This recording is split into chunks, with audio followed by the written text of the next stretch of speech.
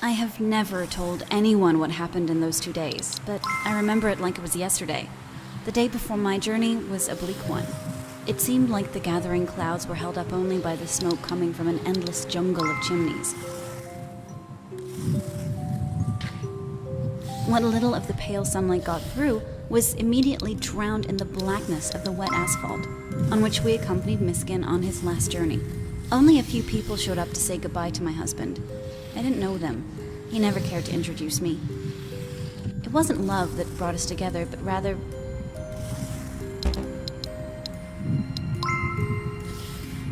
shared passion for the arts and for theater. He was a playwright and I was a dancer. It seemed like a match made in heaven. The small room in the basement of the theater wasn't the great mansion I was dreaming of when I left home. Still, we scraped by. It was a modest life, but we had a chance to keep food on the table and a shelter above our heads with our art. But then, he fell ill and we couldn't afford treatment. Oh, where was I? Yes.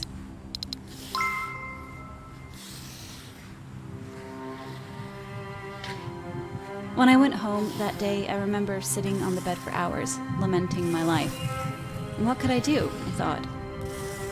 If I couldn't make it big with support, how could I do it alone? With no connections, no money, and no one to rely on, I wanted nothing else, just to start over, from the start. So the next day, I put on my ice skates and started my journey back to the beginning of everything, back home.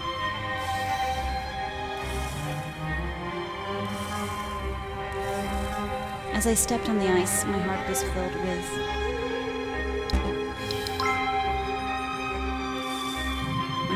with hope and anticipation. I couldn't wait to see my parents again. The river was just as dirty as the city itself. All sorts of unwanted things found their way into it, and when it froze over, they stuck out from the surface of the ice. And now, I was here as well. I didn't care about the whispering people on the shores and the bridges. I was used to being watched, and this was my ultimate performance.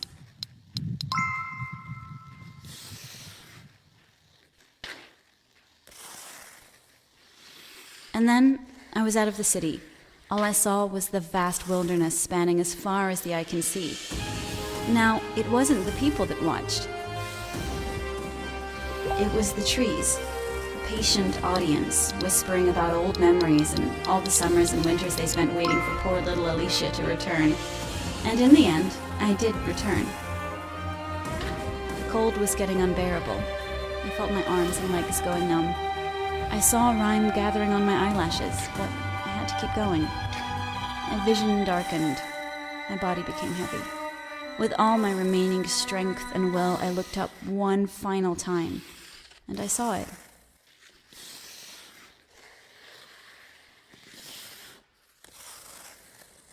I got home.